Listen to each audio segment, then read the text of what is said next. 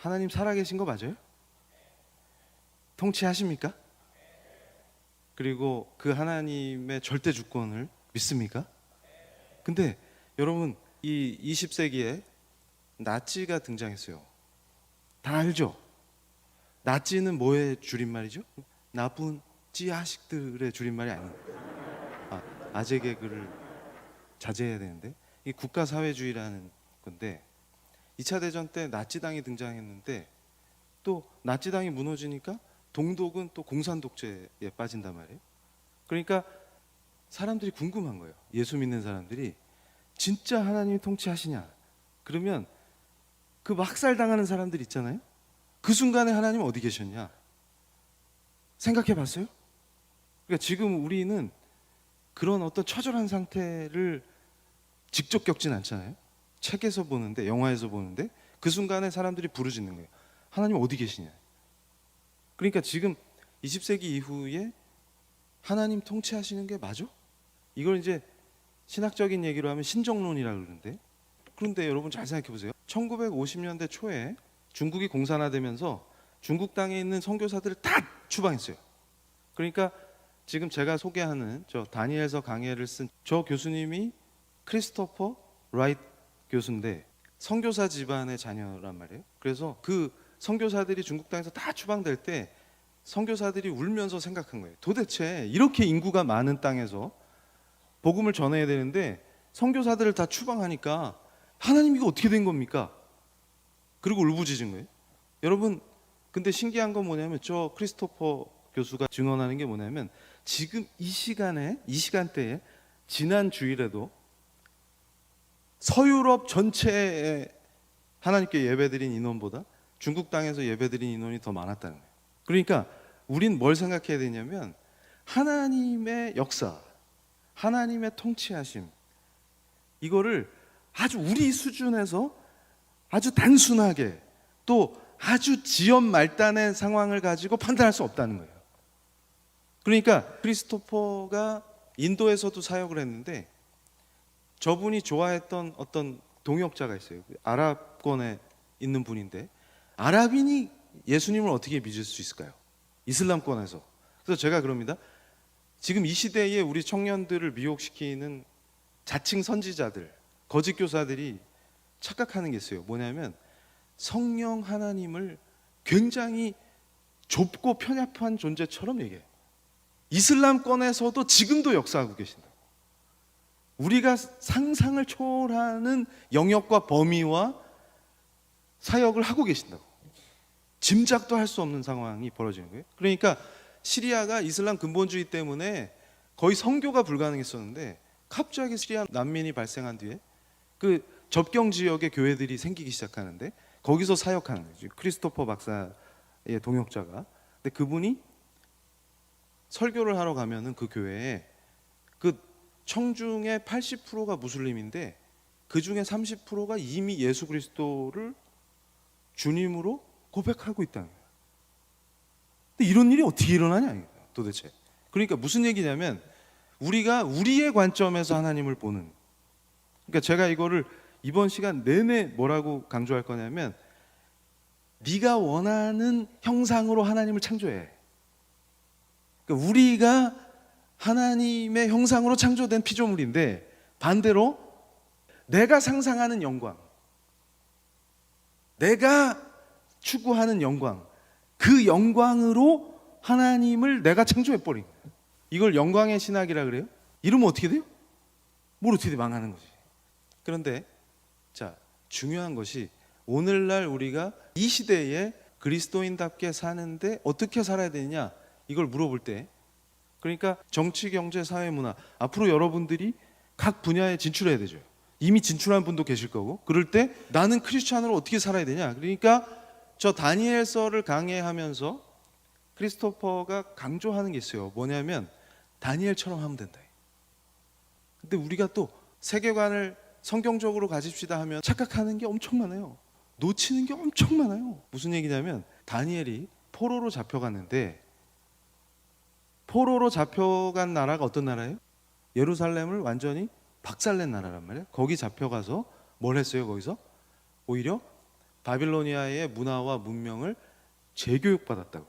근데 재미있는 것은 뭐냐면 그냥 교육을 받은 게 아니고 우수한 성적으로 졸업했다 그 말이에요. 이러면 또 교수님이 학점을 잘 받으라고 얘기하나 보다.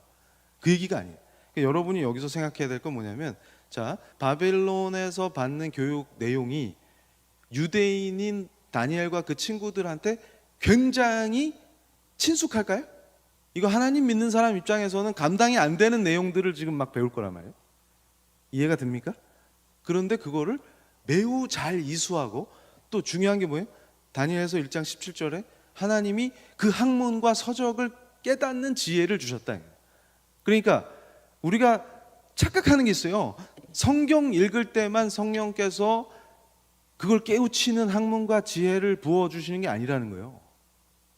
그래서 제가 다른 강연에서도 맨날 강조했었죠. 제가 영국에서 집회할 때 우리 한국 학생이, 미학과 학생이 저한테 와서 울면서 얘기했단 말이에요. 이 미학을 공부하다 보니까 교수님 강의 듣기 전엔 몰랐는데 이거 전부 하나님을 대적하는 내용이다 이거. 학교를 그만둘까요? 그러면 또 한국에서 뭐라고 가르쳐요? 그만두고 그거 봐, 하나님 대적하는 내용이잖아. 이런 거 절대 이런 데 물들면 안 되니까 이거 학교 그만두고 신학교 가. 그래서 어떻게 됐어요? 신학교만 부흥이 돼. 그러니까 이게 뭔 일이냐 이게 도대체. 그러니까 젊은이들이 조금만 뜨거워지면 너 지금 하던 거 그만두고 신학교 가. 이렇게 조언해주고 가르치니까 어떤 일이 벌어져요? 그래서 제가 그럽니다. 이 중에는 예를 들면 아주 오징어 게임보다 더 재밌는 문어왕 게임 이런 거 만드는 감독님이 나와야 된다. 근데 그 드라마 속에 성경적 가치를 담고 있어요. 이해가 확 됩니까? 그러니까 다니엘이 저기서 공부를 안 했으면 유대인을 못 지켜요. 그러니까 무슨 얘기냐면 이교적 정부를 섬기는 정치적 경력을 쌓았다. 이건 뭐 이완용보다 더하잖아 지금. 이완용은 최소한 도쿄에 가서 군국주의 일본 정부의 고위직까지 못했어요. 근데 다니엘은 지금 어떻게 한 거예요 지금? 예루살렘을 박살낸 그 적국에 가서 고위직에 올라갔잖아 지금. 이해가 확 됩니까? 무슨 얘기냐면 우리가 착각하는 게 있어요. 자, 지금 우리가 세상 학문을 연마하고 거기서 다니엘과 같이 승리하기 위해서 노력하는 과정은 하나님 잘 믿는 거랑 관계가 없다라고 착각하지. 근데 다니엘서에 분명히 뭐라고 얘기해요? 하나님이 도우셨다. 그리고 다니엘과 친구들은 분명히 뭐라고 얘기합니까? 우리가 섬기는 하나님. 다시 말하면 이교도의 학문, 이방의 학문을, 그것도 하나님이 보실 때 가증한 내용을 열심히 공부하는 것으로 하나님을 섬기는 거라고 얘기하고 있어요. 이걸 놓치는 거예요. 이걸. 그리고 맨날 뭐만 얘기하는 거예요? 하루에 기도 3번 한 거, 그 다음에 분리를 걸어도 안 죽는 거, 이런 것만 얘기한다. 그런데 다니엘과 새 친구들이 잡혀가가지고 이름을 바벨론식으로 다 개명하죠. 우리 역사의 예를 들면 창씨개명하라 그 말이에요. 창씨개명. 유대인식 이름 하지 말고, 유대식 이름은 성경적 이름이겠네? 그거 하지 말고 바벨론식으로 바꾸라는 거예요. 그래서 친구 이름들 중에 아벤느고라는 애가 있어요. 그게 무슨 뜻이? 느고의 종이란 뜻이다. 그게 뭐냐면 느고는 바벨론의 신이야. 하나님의 종이 아니고, 우리가 믿는 성경의 하나님을 믿는 하나님의 종이 아니고 이름이 그걸로 바뀐다 그거야. 근데 그걸 받아들이는 거야. 그걸 거부하면 죽었겠죠. 그러니까 이 시대에 우리가 지금 잘못 배우고 있는 게 순교의 정신, 순교 신앙 이런 거를 강조하는데 그거의 본질이 뭔지도 이해가 안 된다. 다른 교회에서 청년들 강연할 때 그 얘기했어요. 누가 질문을 해가지고, 교수님 스타벅스 가도 됩니까? 스타벅스는 친동성애 기업인데 그거 팔아주면 그 돈 갖다가 나쁜 짓 하잖아요. 그래서 제가 고린도전서와 로마서 말씀을 근거로 풀어줬어요. 자, 음식을 먹지 마. 다 나온다 성경에. 기준과 판단 기준과 규범 기준과 이게 다 나온다. 근데 아니 스타벅스 가서 사 먹는 것도 팔아주면 그 돈으로 나쁜 짓 하니까 안 되는데, 그럼 스타벅스에 근무하는 집사님 어떻게 해? 생각해 봤어요? 생각해 봤어요? 그럼 지금 다니엘은 스타벅스 CEO보다 더 나쁜 짓 한 거예요. 크리스찬이 스타벅스에 입사했는데 CEO 돼가지고 회사를 막 발전시키는, 잘했으니까 계속하는 거 아니에요? 그걸 생각하는 거예요. 그러니까 예를 들어서 하나님을 대적하고 반성경적인 세계관을 담는 영화를 기가 막히게 만드는 선생 밑에 가서 배우면 하나님의 세계관을, 성경적 세계관을 담는 뛰어난 영화를 만들 수 있는 거예요. 그 과정을 건너뛰면 할 수가 없어요. 이해가 됩니까? 그러니까 어떻게 돼요?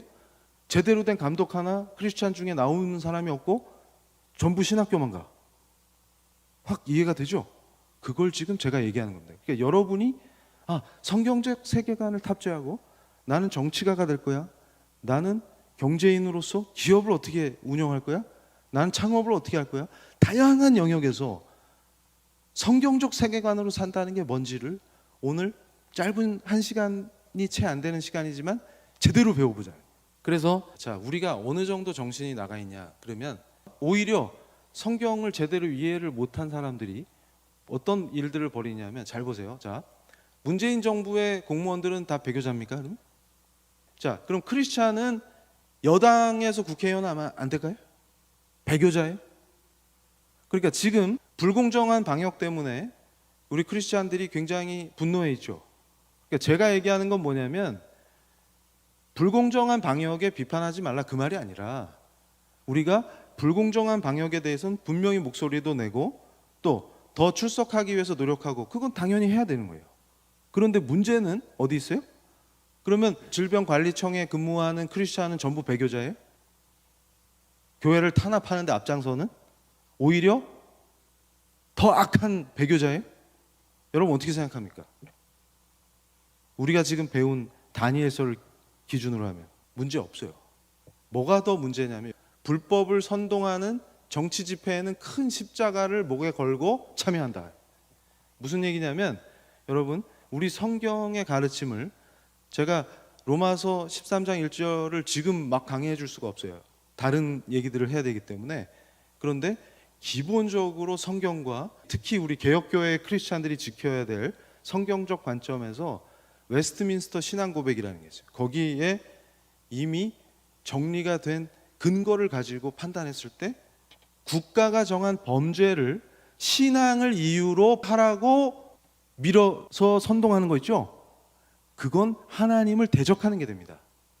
오늘 분명히 배우세요. 우리 성경은 신앙을 이유로 국가가 정한 범죄를 하라고 가르치는 것을 금지하는 정도가 아니라 치리하도록 돼 있어요. 실정법이 있어요. 이거 어기면 범죄가 돼요. 형사처벌 받을 수 있는 내용이에요. 근데 네가 신앙인이라면 그걸 하라, 이렇게 선동하거나 가르치는 것은 뭡니까? 그냥 반성경적 행위를 하라고 하는 정도가 아니라 하나님을 대적하는 거다. 그런데 오히려 지금 국가가 정한 범죄를 하라고 선동하는 집회에는 큰 십자가가 보이도록, 국민들이 다 볼 수 있도록 그걸 목에 걸고 참여하면서, 반대로 특정 정당이나 특정 정권에 혹은 공직에 근무하는 거를 배교로 몰 수 있냐는 거예요. 그런 건 있을 수 없다는 얘기입니다. 그러니까 무슨 얘기냐면, 중요한 것은 오늘 본문 말씀이 뭡니까? 진리가 여러분을 자유롭게 한다는데, 진리가 뭡니까? 그거 오늘 제대로 배운다. 그래서 이걸 보세요.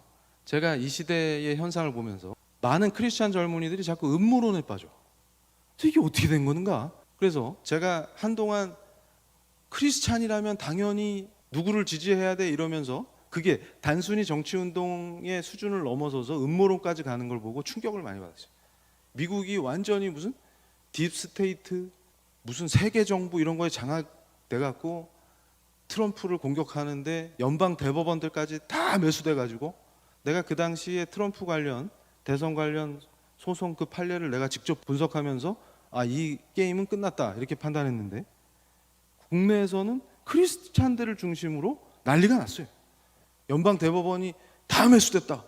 여러분 한번 생각해 보세요. 우리가 합리적인 이성을 가지고 판단하면 미국이 그 지경이 됐으면 지구를 탈출하는 길밖에 없어. 이해가 되십니까? 근데 음모론자들이 놓치는 게 있어. 그것도 본인이 크리스찬이라고 주장하면서 놓치는 게 있어요. 뭐냐면, 우리 기독교인은 세계를 바라볼 때 선과 악의 이원론과 그 선과 악의 대결로 보지 않습니다. 그건 기독교가 아니라 조로아스터교야. 조로아스터교에서 좀 더 발전한 게 마니교죠. 니체가 쓴 책 중에 짜라투스트라는 이렇게 말했다 그런 책 있죠. 짜라투스트라가 조로아스터야. 근데 저 세계관, 그러니까 무슨 얘기냐면 악이 존재한단 말이죠. 시대별로. 내가 시작하면서 하나님이 통치하시는 거 맞냐? 하나님의 절대 주권을 인정하냐? 그런 얘기로 시작했죠. 그러면 히틀러 같은 애가 나오면 안 되잖아. 근데 하나님은 왜 그걸 용납하시냐? 그러면 어떤 거대 악이 하나님과 대등하게 맞설 수 있는 악의 세력이 존재한다라고 생각하는 것 자체가 기독교적이지 않다 그 말이에요. 기독교적이지 않다는 얘기는 성경적이지 않다는 얘기입니다. 악도 하나님이 허용하셔야 존재할 수 있는 거예요. 그러니까 여러분 오늘 이 늦은 시간에 기도하러 모였기 때문에 여러분의 삶 속에서 아주 중요한 단어를 기억해야 됩니다. 뭐냐면 언약과 구속이야. 우리 기독교인은 역사를 바라볼 때 하나님께서 은혜로 약속하신 언약을 생각하는 거예요. 하나님의 언약. 우린 살았다라고 하는 그 언약. 우린 승리다. 그리스도는 승리의 상징입니다. 근데 그 승리를 어떻게 생각해요? 그리스도께서 보여주신 십자가가 왜 승리예요? 패배 아니야? 그러니까 우리가 상상하는 영광과 하나님의 영광이 본질적으로 다르죠. 하나님은 강력한 승리와 영광을 어떻게 보여주신 거예요? 하나님 스스로 우리를 사랑하심으로 십자가에 죽으시는 걸로 완전한 승리를 보여주셨다. 패악한 세상에 어떻게 완전한 승리를 하느냐? 그 승리와 영광이 십자가로 보여진다. 근데 잘못된 사람들은 정복자 메시아를 기다리는 거예요. 로마 황제를 작살내주고 전쟁에서 승리하는, 그래서 월계관 쓰고 말 타고 입성하는 영광을 생각한다는 거예요. 그런데 우리는 뭘 생각합니까? 그리스도의 영광이고, 결국 그를 믿으니까 우리가 의로워지고 자유로워지는 거예요. 모든 속박과 억압, 여러분이 성장하면서 가졌던 상처들, 뭔가 내 한계 때문에, 나라는 한 인간이 갖고 있는 한계 때문에 갖게 된 낮아진 자존감, 상처, 아픔, 이런 모든 속박에서 완전한 자유를 누리는 게 그리스도인의 특징입니다. 그런데 잘못된 기독교적이지 않은 영광을 추구하는 이상한 미친 짓들이 이 시대에 활개를 치고 젊은이들을 사로잡고 거짓 교사들이 설쳐되는 이유는 뭘까요? 음모론에 빠져서 트럼프 타령이나 하고 있는 젊은이들, 크리스찬이라고 하면서 큐어넌이라고 하는 이상한 음모론에 빠져서 이상한 짓 하고 있는 이 땅의 수많은 젊은이들, 왜 그러고 있어요?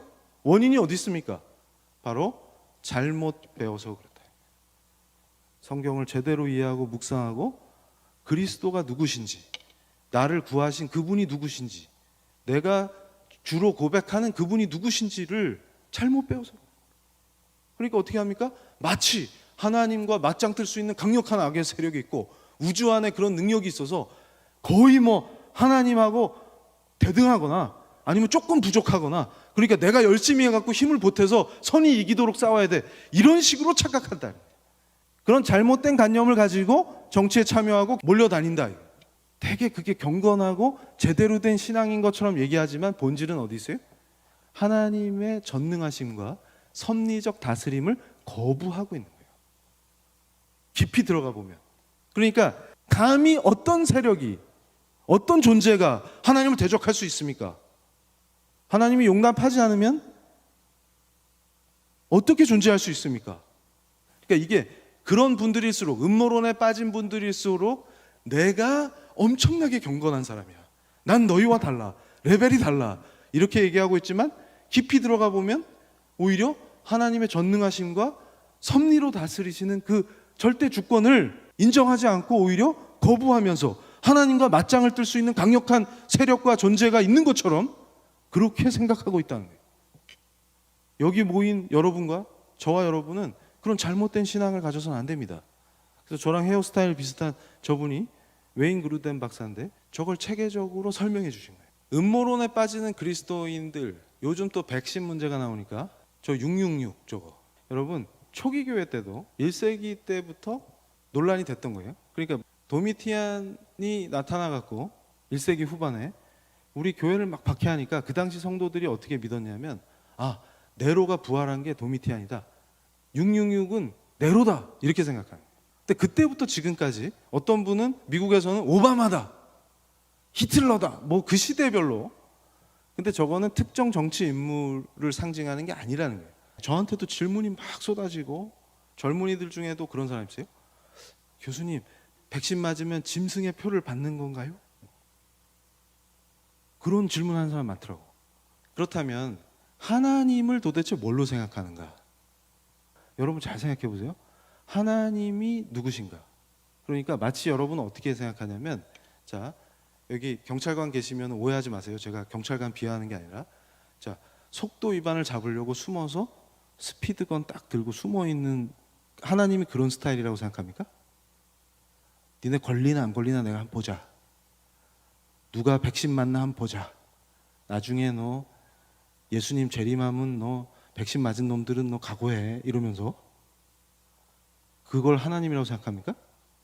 여러분이 믿는 그 웅대하고 장엄하고 온갖 자비와 사랑으로 충만한 그 하나님을 그렇게 생각합니까? 하나님이 자기 자녀들에게 분명히 금지하는 것은 돌판에 새겨서 줍니다. 헷갈리게 만들어가지고 니네 함정에 한번 빠져봐, 내가 지켜볼 거야. 그거는 여러분 수준에도 못 미치는 거예요. 여러분 이미 새로 난 사람들이기 때문에 그 레벨 이상이다. 이미 여러분 친구들을 대하고 여러분 동료들을 대할 때 이미 그 관대함이 예수 그리스도를 닮아가기 때문에, 새로 난 존재들이기 때문에 이미 그 레벨을 넘어선 거예요. 근데 어떻게 우리가 신앙 고백하는 대상인, 내가 주로 고백하는 그분이 그 수준일 수가 있습니까? 상식적으로 생각해도. 그러니까 뭐예요? 구원의 표지를 자기 주관적으로 나는 신령해. 그러니까 교회 안에서 잘못된 신앙에 빠져서 특별한 신령함을 주장하는 분들의 특징이 어디 있냐면, 자존감이 낮아서 그런 가능성이 높습니다. 이게 위험한 거예요. 무슨 얘기냐면, 나는 갑자기 신령해지면 뭐예요? 지금 내가 현실에서 안고 있는 모든 어려움과 나를 위축시키는 낮은 자존감의 문제들이 한 방에 해결돼요. 특별히 신령한 존재가 되면. 그래서 종교적인 부작용을 만들어내게 됩니다. 여러분이 그걸 점검하셔야 돼요. 자꾸 음모론이 땡긴다. 그러니까 뭐냐면 빛으로 나와야지 왜 자꾸 어둠을 향해 갑니까? 우리 크리스찬은 자꾸 빛으로 향해야 돼요. 빛으로. 그러니까 절대 착각하면 안 돼. 하나님 나라를 오해한 사람들은 수도 없었어요. 예수님 당시에도 유대인들은 하나님 나라를 오해하기 때문에 오실 메시아를 오해하는 거예요. 그러니까 예수님이 오셔서 자기들하고 지금 동시대에 같이 호흡하고 같이 계시는데 그분이 예수님인지 그분이 그리스도인지 못 알아볼 수밖에 없죠. 왜냐하면 자기들이 기대하는 메시아는 어떤 분이에요? 웅장한 말을 타고 엄청난 능력을 소유해서 로마 황제를 박살내고 정치적으로 군사적으로 유대인을 해방시켜줄 그런 메시아인데, 예수님을 보니까 초라한, 아무리 많은 병자를 고쳐도 눈앞에서, 심지어는 죽은 사람을 살려내는데도 안 믿는다. 왜냐하면 자기가 그려낸 그 영광의 형상이 아니거든. 자기가 원하는 영광의 형상으로 창조된 신이 아니거든. 그러니까 그리스도를 믿을 수가 없어요. 그런데 예수 그리스도께서 여러분에게 주고 싶은 자유는 단지 로마의 지배를 받지 않는 독립정부를 세우는 수준이 아니라 여러분의 존재 자체가 영원한 자유를 누리는 그 자유를 주고 싶은 거예요. 지금. 자유의 레벨이 달라져요. 그게 뭐예요?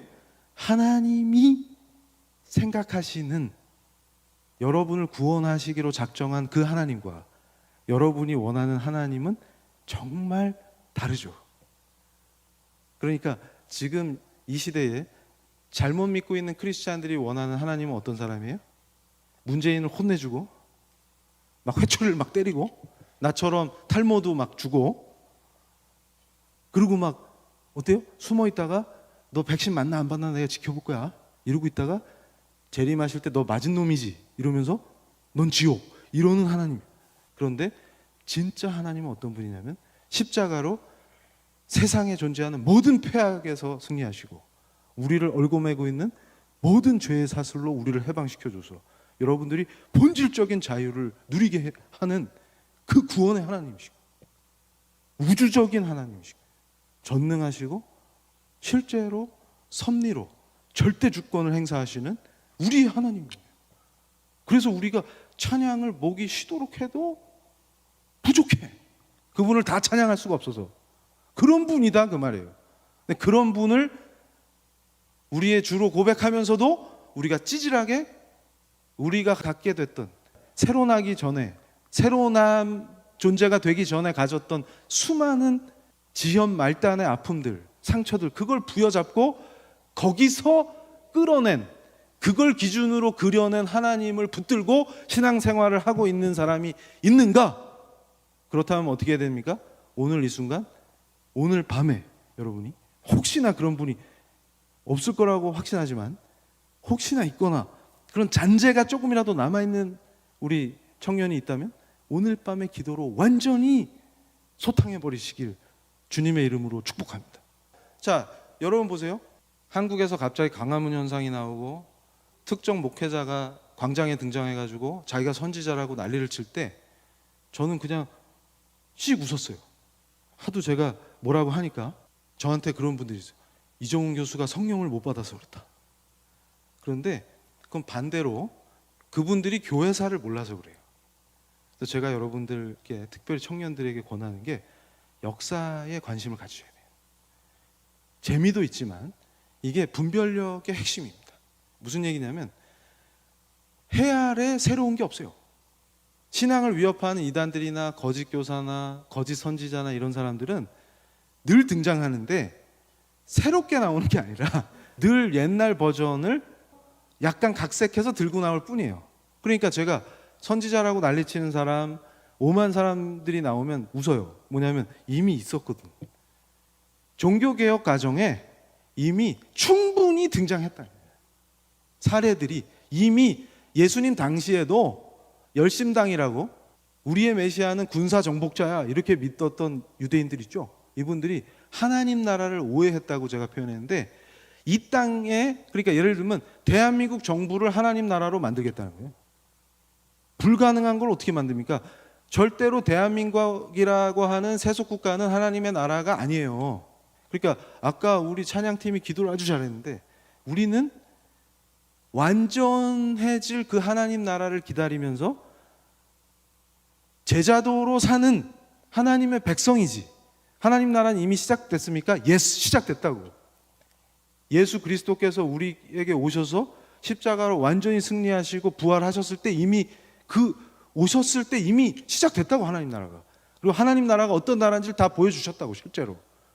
그러면서 우리가 그를 주로 고백하고 그분을 믿음으로 우리한테는 그의 의가 우리의 의롭다 칭함을 받은 거잖아요 지금 여러분이. 근데 나는 그대로 죄인이야.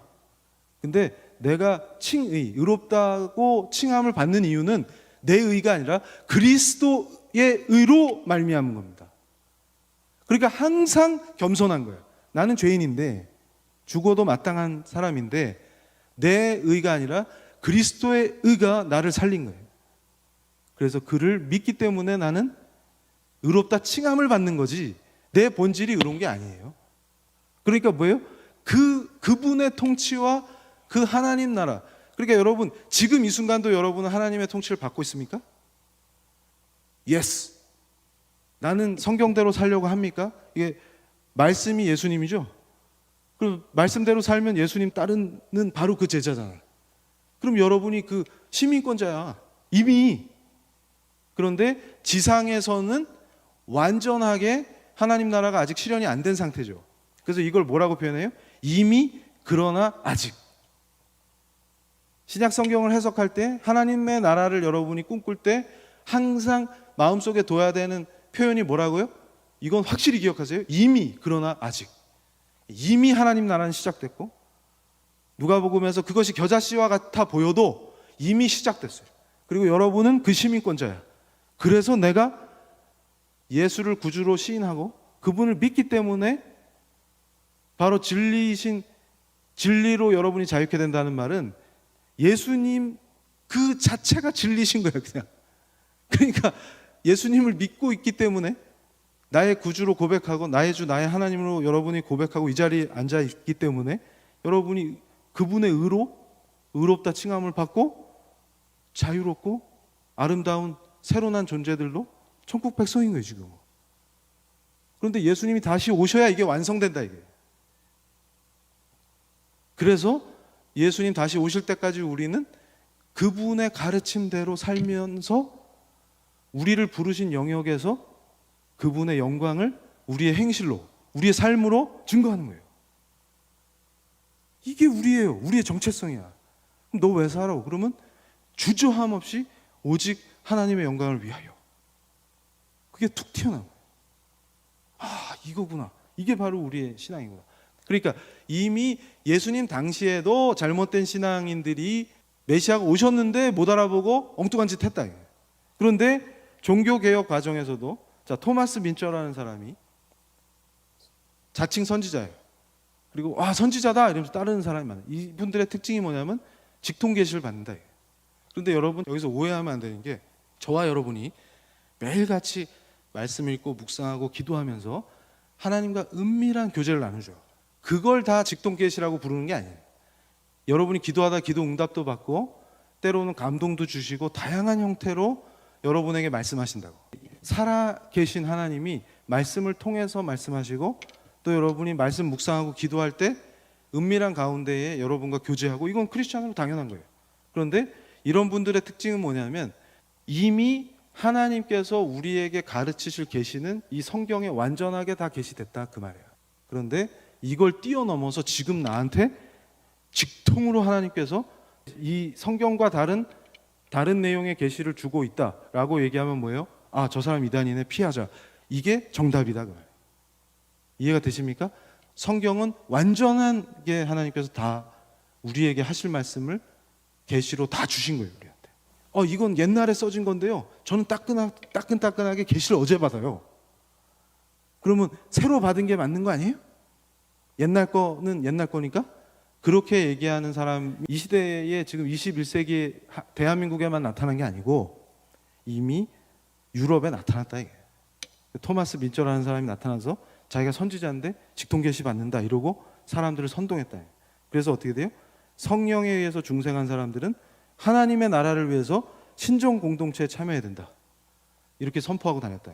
그러니까 제가 초창기에 사역할 때 제 뜨거운 집회에서의 설교나 강연을 들은 분들이 막 열광할 때 이렇게 알아듣더라고.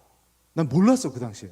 그러니까 이미 전제가 제대로 된 신학적인 배경과 성경적인 배경을 갖고 이해했겠거니라고 생각했는데 그게 아니라 성경적인 하나님 나라가 아니라 자기들이 상상하는 그 하나님 나라. 예를 들어서 말레이시아 같으면 아직 이슬람 율법을 폐기 안 하고 실정법하고 대등하게 효력을 갖는단 말이에요. 신정국가라고 하는 그런 식의 나라를 세우거나 탈레반이 추구하는 것 같은 신정국가를 하자는 얘기가 절대 아니란 말이에요. 우리 크리스찬이 얘기하는 하나님 나라는 그런 게 아닌데 지금 토마스 민처는 뭐라 그러는 거예요? 지금 여기 스트라스부르라는 도시를 하나님 나라로 만들어 갖고 신정 통치하자 그 말이에요. 그래서 제가 광화문에 모인 분들이 외친 내용이나 구호나 이런 것들 조목조목 문제 삼았죠. 우리 크리스찬이 추구하는 하나님의 나라는 잘못된 율법주의 이슬람 근본주의자들이 추구하는 신정국가 같은 그런 나라가 아니고 기독교로 나라를 세우자 이런 말은 우리 기독교인들이 도덕의식을 가지고 차원이 다르게 자유민주주의를 발전시키는 사람들이 될 수 있다 그런 뜻이지 안 믿는 사람과는 차원이 다른 하나님 나라의 백성으로서의 모범을 보여줄 수 있다는 그런 의미지 구약의 율법으로 통치하라 그 말이 아니다 그 말이에요. 그러니까 심지어 지금 미국에도 어떤 경건주의 유대인 공동체는 공교육을 안 시키고 모세오경만 공부시켜요. 그런 집단이 있어요. 그런 식으로 하는 것이 참 그리스도인이고 하나님을 제대로 믿는 거고 그런 정치의식을 갖고 있는 것이 하나님 나라를 세우는 게 아니다, 그 말을 하고 있는 거예요. 자, 그래서 여기 보면 루터의 반대와 두왕국 이론, 세속 국가와 교회 어떤 관계를 가져야 하나요? 크리스찬은 어떤 정치 의식을 가져야 되나요? 이런 것들에 대해서 루터가 이미 두 개의 왕국이다 이렇게 설명을 했어요. 근데 저나 우리 개혁교회의 정통 신앙은 이 두왕국 이론을 따르진 않아요. 그런데 이때 루터가 답답한 거예요. 이 토마스 민처 때문에 무슨 일이 벌어집니까? 독일에서 종교개혁기에 농민전쟁이 일어나서 10만 명 이상이 죽는 거예요. 근데 이때 루터가 여기에 동의를 안 합니다. 이걸 보셔야 돼요. 지금 여러분이 경험하고 보고 듣는 모든 부작용은 이미 역사 속에 다 한 번씩 있었던 겁니다. 그래서 여러분이 주목해야 될 게 뭐냐면 혁명적 제세례파라는 분들이 있어요. 이 제세례파도 역사에 기여한 바가 있습니다. 그러니까 무슨 얘기냐면 이분들은 인격적으로 내가 개인이 신앙 고백을 해야 돼. 이 지역을 다스리는 왕이 기독교인이니까 나도 기독교인이고 이런 수준의 신앙이 아니라 내가 진짜로 예수 믿고 변화된 거를 내 개인이 신앙 고백해야 돼. 이런 생각을 갖고 있는 사람들이에요. 그리고 심지어는 정치와 아예 이 사람들의 삶의 공동체를 분리시킵니다. 여러분 잘 생각해 보세요. 자, 학교 갔더니 하나님을 대적하는 사상 주디스 버틀러 같은 거 맨날 가르쳐. 그럼 학교 그만둬야지. 그러니까 무슨 얘기냐면 세상과 단절하는 것을 경건하다라고 가르치는 사람들이 지금 교회에 판을 치는 그런 흐름이 있죠. 여기에 대해서도 우리는 단언해야 됩니다. 뭐라고? No. 당신 잘못 얘기하고 있어. 말씀은 분명히 뭐라고 가르칩니까? 여러분은 마태복음 5장 13절로 16절에 너희는 세상의 빛이다. 세상과 분리된 출가한 수도원에 살고 있는 빛이다가 아니라 세상의 빛이야. 세상으로 들어가라 그 말이에요. 세상 속에서 빛과 소금이 되라고 가르쳤지 세상을 등지라고 가르친 적이 없다. 그러니까 세속 정치 더러우니까 나는 등져라고 하면 안 된다.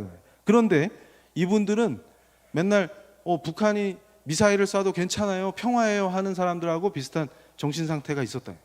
그런데 혁명적 제세례파는 평화주의를 버리고 뭐라 그래요? 이제 곧 종말이 올 건데 흑암의 자녀를 몰살시켜야 돼. 무시무시하죠. 그러니까 우리는 빛의 자녀고 흑암의 자녀는 종말이 오면 거기 앞장서 가지고 몰살시켜야 되니까 평화주의 이제 철회하고 끝장을 보자 이렇게 얘기하는 거예요. 그러면서 이분이 뭘 예언했냐면 곧 종말이 올 거다. 자기가 감옥에 가는데 6개월 투옥되는데 그 뒤에 종말이다 이렇게 예언을 한 거예요. 사람들이 난리가 났어. 이걸 따르고 그랬는데 항상 이런 분들이 특징이 있죠. 예언한 날이 왔는데 종말이 안 와. 옛날에 휴거 된다고 산에다 올라가 있었는데 안 올라가. 하늘로 올라가야 되는데 대량 난감 이렇게 된 거예요. 그래서 이것도 망했어. 그랬더니 이제 야 그게 아니란다. 야 스트라스부르가 아니라 민스터가 새 예루살렘이래 이러면서 새로운 인물들이 또 나타납니다. 근데 특징이 뭐예요? 맨날 환상과 계시를 이 도시가 그러니까 예를 들면 대전이 새 예루살렘이야 이렇게 선포하는 거예요. 근데 이런 헛짓은 역사 속에서 늘 있었기 때문에 우리는 씩 웃으면 된다 그래요. 또 시작했군 이러면 돼요. 그럼 우리는 어떻게 돼요? 정통 신앙에서 바른 신앙에서 성경대로 인식하면 된다. 그럼 우리 크리스찬은 어떻게 하는 게 맞습니까? 어거스틴이 가르친 하나님의 도성을 얘기합니다. 여러분이 한번 생각해 보세요. 로마가 망하는 게 지금 그 강대했던 로마가 둘로 쪼개졌는데 동서로 분열됐다가 이제 서로마가 망하는 시점에 기독교가 욕을 먹는 거예요. 원래 로마의 진짜 신을 잘 섬겼을 때는 로마가 강성했는데 이상한 신을 사막의 신을 갖고 와갖고 기독교화 하니까 나라가 망하지 않냐. 기독교인들이 문제다 이런 식으로 공격을 합니다. 그때 어거스틴이 뭐라 그러냐면 웃기지 마라. 그때 기독교인들의 프라이드는 어디 있었냐면 다른 로마 시민보다 훨씬 더 도덕적이었어요. 모범이 되는 사람들이에요. 왜냐하면 항상 우리는 어떻게 돼요? 우리의 행실을 보고 하나님의 이름이 영광을 받도록 사는 사람들이니까. 하나님의 주권을 우리가 어떻게 증거합니까? 우리 삶으로 증거하는 거예요. 그러니까 어떤 일이 벌어져요? 어거스틴이 뭘 설명합니까? 하나님 백성의 특징은 어디 있냐면 자아를 경멸해요.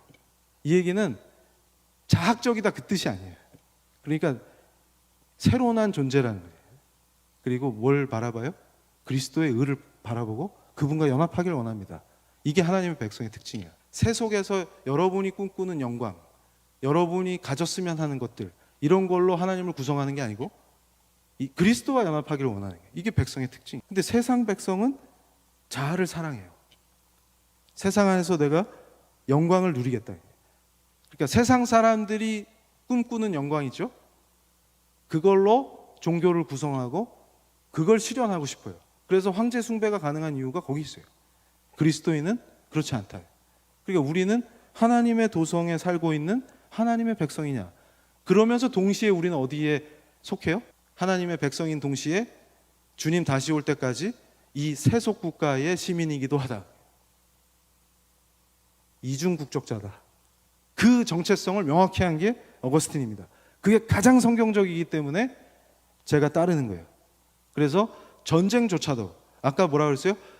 왜 농민들이 봉기해 갖고 계급 혁명합시다 이럴 때는 동의를 안 하는 이유가 있어요. 어떤 전쟁이 정의로운 전쟁이냐, 이것에 대한 명확한 성경적 기준이 있습니다. 그래서 침략에 대한 방어 전쟁. 그러니까 이게 여러분이 잘 생각해 봐요. 우리 성경과 이 그리스도교의 역사와 예수 믿는 그리스도인들의 탁월함이 어디 있냐면, 지금은 여러분이 타민족을 정복하거나 정복 전쟁하면 안 됩니다, 이런 얘기하면 당연하게 들리죠. 근데 로마는 정복으로 강대해진 대제국이에요. 비록 멸망해 가고 있지만 이 사람들의 머릿속에 이민족을 지배하고 침략하는 건 당연한 일입니다. 일상사예요. 이 시대에 우리 그리스도인들은 뭘 던졌어요? 타민족을 나의 번영을 위해서 침략하는 전쟁은 해서 안 된다고 선포하는 거예요. 그리고 16세기의 종교개혁 중에도 이상한 정신 나간 사람들이 새 예루살렘을 만듭시다, 민스터가 새 예루살렘입니다, 이런 거 선동할 때 콧방귀도 안 끼겠죠. 왜냐하면 우리가 생각하는 하나님의 도성은 그런 게 아니거든.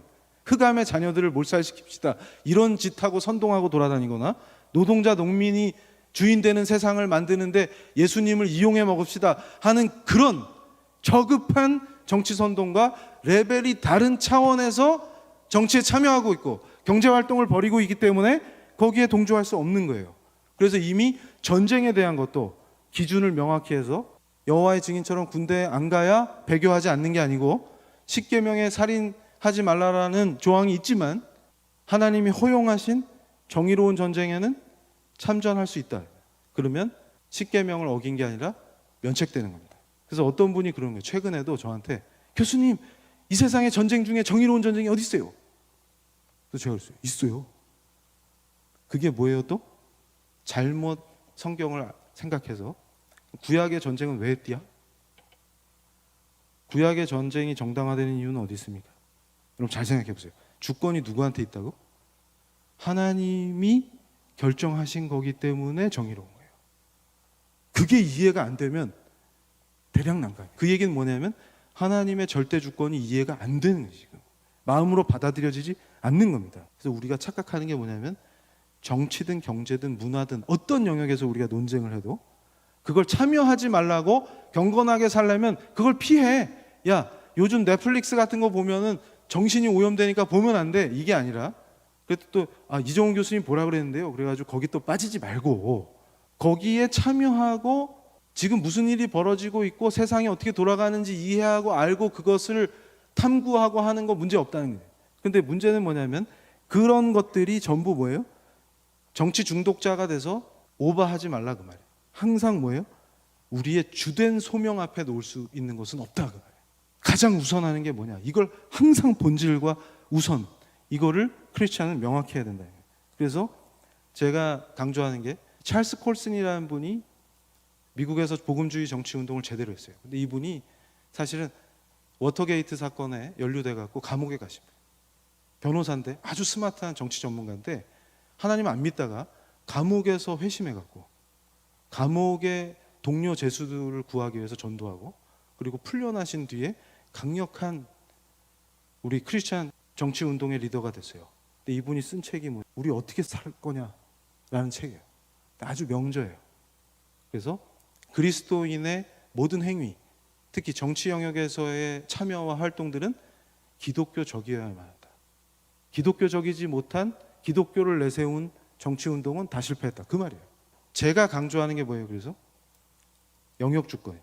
그러니까 하나님의 백성은 대전시를 하나님의 도성으로 만들거나 대한민국을 하나님의 나라로 만들겠다라고 생각하거나 장로님이 대통령이 되면 대한민국이 하나님의 나라가 되는 게 아니라 이미 하지만 아직이라고 하는 하나님 나라를 갈망하는 그 제자도의 삶을 사는 우리를 부르신 정치, 경제, 사회, 문화, 교육 등등의 모든 영역에 들어가서 우리가 바로 하나님이 절대 주권으로 통치하시는데 그 대리 통치의 도구로 쓰임 받겠다라는 결단을 가지고 그걸 항상 기도하면서 그 영역 속에서 승리하는 그걸 모델로 하는 것이다, 그 말입니다. 그래서 바울, 어거스틴, 칼빈으로 이어지는 라인에서 20세기의 그 전통을 가장 제대로 살려낸 사람이 아브라함 카이퍼예요. 그 영역 주권이라고 하는 그 실천을 여러분이 놓쳐서는 안 되는 겁니다. 그래서 제가 강조하는 게 뭐예요? 영광의 신학을 버려라. 여기에 빠져 있는 잘못된 기독교인들이 많은 거예요. 루터가 개혁을 하면서 본질로 돌아가자, 성경으로 돌아가자 이러면서 야, 종교 개혁하자. 이거는 카톨릭의 부패에서 벗어나서 깨끗한 신앙생활하자 그 뜻이 아니라 더 본질적으로 뭘 얘기하는 거예요? 말씀의 권위가 회복되는 게 종교개혁의 핵심이에요. 그런데 거기서 구체적으로 뭘 얘기하냐면 루터가 영광의 신학을 청산하라. 영광의 신학이라는 건 제가 시작하면서부터 얘기했던 거죠. 우리 인간이 생각하는 영광으로 그 형상으로 하나님을 창조하지 말라, 그 말입니다. 그래서 뭐예요? 우리 자신의 형상을 따라 하나님을 창조하는 짓을 절대로 해서는 안 된다. 만약에 그런 게 조금이라도 있다면 그리스도와 연합하는 과정에서 완전히 청산해야 됩니다. 이게 모든 고통의 뿌리예요. 그래서 이건 매우 중요합니다. 실존적 불안감이라고 내가 표현했는데 이게 독일 말로 안페이퉁이에요. 어떤 분은 이걸 영의 존재론적 우울감 이렇게 표현한 거예요. 루터가 고통받았던 것 중에 하나가 뭐냐면 여러분 청춘들이 이 얘기를 잘 들어야 돼요. 이 마지막 끝나는 순간에 여기에 모든 게 압축돼 있어요. 무슨 얘기냐면 이 우울감의 본질이 어딨나 루터가 괴로워하는 게 불안감 때문입니다. 그러니까 인간이 불안해. 근데 이 불안이 조금 있다가 평안해졌는데 내가 찬양하고 나니까 마음이 편안해졌어. 그러고 나서 조금 있다가 또 불안이 엄습하고 이걸 계속 반복하죠. 그런데 루터의 고통은 뭐냐면 루터가 신부들 중에서 가장 철저하게 수도사로서 철저하게 사는 사람이었어요. 근데 아무리 자기가 철저하게 자기를 막 심지어는 금욕주의에 빠져가지고 자기를 괴롭혀봐도 하나님의 기준에 합당하지 않기 때문에 죽음의 공포에 떠는 거예요. 늘 그 심연의 불안감 속에 사는 거예요. 아버지도 엄격했고 성장 과정에서 만났던 상처들이 전부 불안감을 엄습하는 거예요. 그래서 제가 회심할 때 이 루터의 얘기를 읽다가 은혜가 거꾸로 폭발했던 이유가 뭐냐면 잘 보세요. 인간이란 존재는 본질적으로 불안할 수밖에 없구나. 그걸 어떻게 알았냐면 창세기 3장에 나와요. 하나님을 배반한 그 피조물의 아픔은 여러분 성부 하나님과의 관계가 회복되지 않는 인간은 하나님 품에 있지 않으면 본질적 편안함, 평화, 해방감, 자유 이거 느낄 수가 없어요. 그런데 오늘 우리 본문 말씀이 뭐예요? 진리가 너희를 자유케 하리라 이렇게 선포하셨죠. 죄의 종된 너를 완전히 자유케 해주시겠다는 거예요. 그러니까 무슨 얘기냐면 예수 그리스도가 아니면 성부 하나님의 품으로 갈 수가 없습니다. 그래서 유일하신 구세주야. 이걸 여러분이 명확히 해야 됩니다. 그래서 항상 여러분의 삶 속에서 그리스도와의 연합만큼 중요한 게 없어요. 그때 완전한 이 실존적 불안감에서 인간이라면 누구나 불안한데 하나님 품 안에 있을 때만 본질적인 평화와 해방감과 자유를 누릴 수 있는 거예요. 근데 그걸 주시는 그 강력한 은혜가 어떻게 부어지냐 하면 그리스도의 의로 부어집니다. 그분의 완전하신 사랑이 그러니까 우리의 시선이 어디로 가야 되는 거예요? 십자가로 가요. 십자가로. 그러니까 부활의 능력으로 우리가 사는데 그러려면 어떻게 돼요? 전제가 명확해야 됩니다. 전제가 뭐예요? 그 나를 너무 사랑하셔서 그분이 완전한 사랑을 우리한테 어떻게 보여주십니까? 그러니까 여러분 착각하지 마세요. 하나님의 정의가 이 땅에서 어떻게 실현됩니까? 악한 것들을 흑암의 자식들의 목을 쳐서 실현되는 게 아니고 복수와 살육이 피바다를 만들어가지고 실현되는 게 아니라 거꾸로 그 폐악된 세상을 완전히 이겨버리는 건 뭐예요? 그게 우리 하나님의 특징이에요.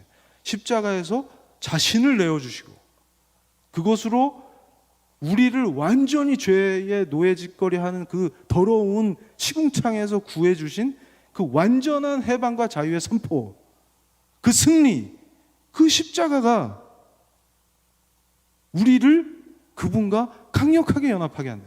그럼 어떻게 돼요?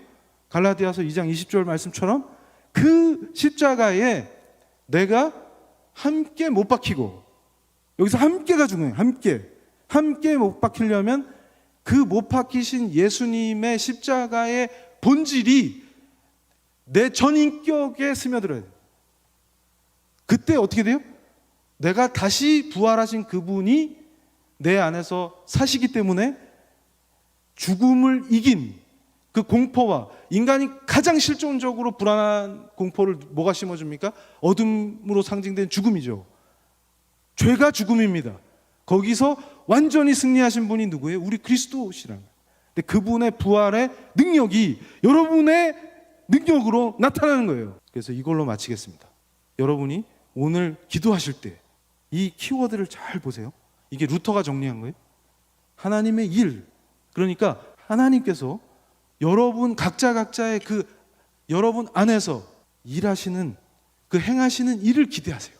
그러니까 자꾸만 우리가 이미 하나님께서 구해 주셨는데 하나님 백성이 됐고 그리스도의 제자가 됐고 성부 하나님의 자녀가 아들이 됐다고 지금 딸이 되고 자녀가 됐는데도 자꾸 어디에 매여요? 새로 나기 전 상태에 갖고 있던 상처, 나의 한계, 고통, 슬픔 이런 거에 자꾸 매이니까 뭘 기대하기보다는 자꾸 그걸 끄집어낸다. 그러니까 오늘 이 순간 밤에 기도하면서 여러분이 그 하나님께서 우리 안에서 행하실 일을 기대하라. 그걸 자꾸 하나님께 구하라. 두 번째, 하나님의 능력을 기대해야 됩니다. 그러니까 무슨 얘기냐면 제가 좀 전에 그랬죠. 그 십자가를 우리가 묵상할 때 십자가로 끝나는 게 아니라 주님은 부활하셔서 그 부활의 생명으로, 그게 그분의 의가 나에게 전가되는 것처럼, 그래서 나를 의롭다 하시는 것처럼 그가 죽음과 죄를 이기신 그 능력이 나에게 전가된다는 거예요. 그러니까 그 능력이 우리를 강하게 하시기 때문에 그 능력이 내 능력이 아니라 내가 사회생활을 하건 학교에서 공부를 하건 뭘 하건 다니엘처럼 이건 성경 공부가 아니니까 이건 기계공학이니까 관계가 없어요, 이게 아니라 그 기계공학을 공부하는 그 순간에도 다니엘과 같이 그 학문과 그걸 꿰뚫어 보는 명철과 능력이, 그리스도의 강력한 생명의 능력이 나에게 부어지도록 그걸 구하는 겁니다. 그럴 때 어떻게 되는 거예요? 하나님의 지혜가 충만해지니까 하나님께서 우리를 지혜롭게 만드세요. 다니엘처럼 우리가 바벨론에 잡혀갔던 어느 순간 어디에 있던 우리를 지혜롭게 해주신다. 그게 이루어질 때, 그러면서 끝으로 뭡니까? 그것이 바로 하나님의 강력한 힘으로, 파워로, 그것이 바로 우리를 구원하신 하나님의 구속사가 우리의 삶이 되도록, 그러면서 내가 구성한 영광의 신학이라고 하는 잡다구리한 더러운 나의 욕망으로 구성된 하나님의 형상이 아니라 진정한 하나님의 영광을 바라보고 그 하나님의 영광의 증인이 되는 그런 삶을 우리가 살 수가 있다는 것입니다. 오늘 우리가 이것을 결단하고 기도할 때 반드시 여러분 각자가 여기 모인 사랑스러운 우리 예수의 청년들이 그 삶을 살아낼 수 있다고, 그 성령의 능력과 그리스도의 생명의 능력으로 모든 죄의 권세를 여러분을 억압하고 상처를 드러내고 그렇게 해서 여러분들을 끌어내리고 어둠으로 자꾸만 끌고 들어가려고 하는 그 실존적 불안감을 완전히 극복하는 강력한 리더와 강력한 주의 자녀들로 쓰기를 강력하게 축복하는 것입니다. 기도하시겠습니다. 아버지 하나님 감사합니다. 이곳에 모여서 우리가 당신을 갈망합니다. 그리스도와 강력하게 연합되게 하여 주시옵소서.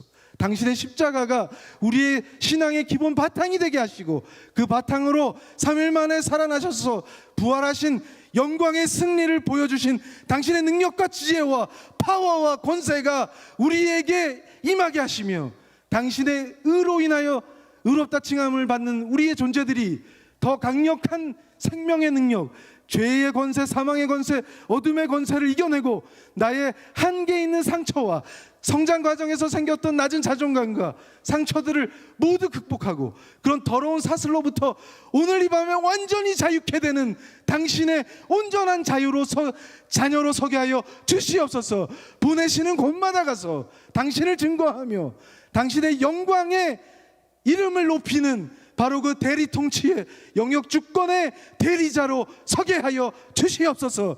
그리고 이 새로난 교회를 사용하시고 이 새로남에 모여든 이 아름다운 청년들, 당신을 사랑하는 이 거룩을 추구하는 당신의 자녀들이 더 아름답게 되게 하시고 더 능력 있게 하시며 더 지혜롭게 되게 하셔서 다니엘과 같은 역사를, 유대인을 구했던 그 역사와 같이 이 나라 이 민족을 구하게 하시고 이 나라 교회가 개혁되는데 중요한 도구로 쓰임받게 하여 주시옵소서. 각자를 특별히 축복하시며 가문을 축복하시며 그들의 앞길을 열어 주시옵소서. 이 모든 것을 피로써 구원하시고 십자가로 패악한 이 세상에서 승리가 무엇인지 보여주신 거룩하시고 존귀하시고 영원히 찬양을 받으실 우리 주 예수 그리스도의 이름으로 기도드렸나이다.